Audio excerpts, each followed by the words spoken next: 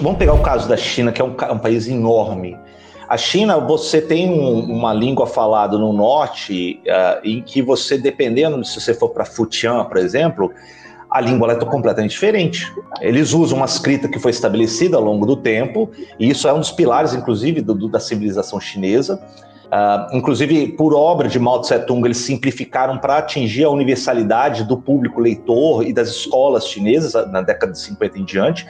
Mas a língua falada em Futian é completamente diferente do que falado no norte chinês, eles não se compreendem. Se você pegar a Índia, também é muito claro, na planície do Ganges, do Yamuna, na região norte, muitos falam o Hindi, com uma escrita baseada no sânscrito, hoje o Devanagari.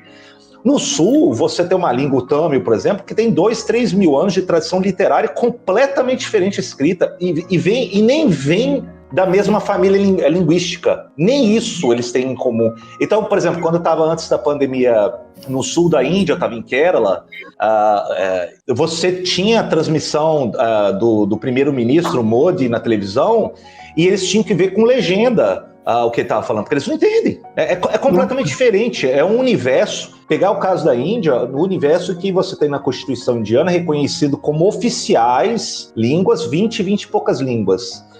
Isso sem contar as centenas de línguas que existem, que são reconhecidas e faladas pela Índia, né? Então, na verdade, nesse sentido, você começa a perceber que ali é uma complexidade linguística decorrente da sua história. A história nos dá por isso que eu sempre falo que a história é uma mãe.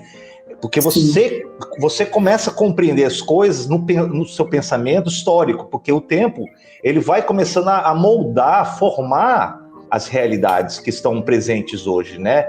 E a Índia ela tem uma complexidade grande. A China, embora tenha alguns traços que congregam algumas traços dos seus ritos, da língua, e como isso vai expandir para além da China, é uma diversidade estonteante. Então, muitas vezes, quando a gente vai para um lugar, até para turismo, você se defronta com essas contradições de uma pessoa não saber o que é, ou se ela, por exemplo, são casos que depois, com a história, nós compreendemos.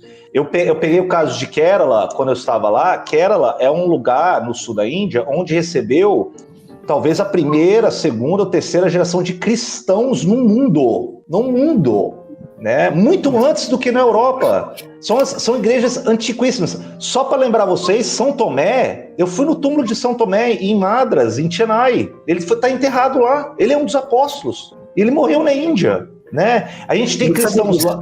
Pois é, os cristãos da comunidade cristã lá em Kerala é muito antiga.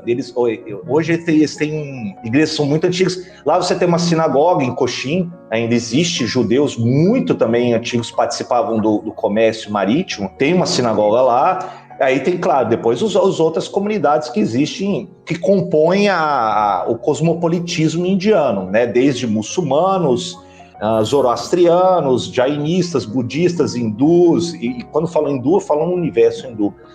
Tudo isso, João, na verdade, ele é um produto histórico, né? E para compreendermos isso, a gente tem que recorrer à história para começar a esmiuçar essa complexidade. Então, a história é um instrumento muito poderoso, porque ele te dá instrumentos, uma narrativa para você começar a esmiuçar esse grande bloco que nos é jogado, que é como se fosse meramente asiáticos.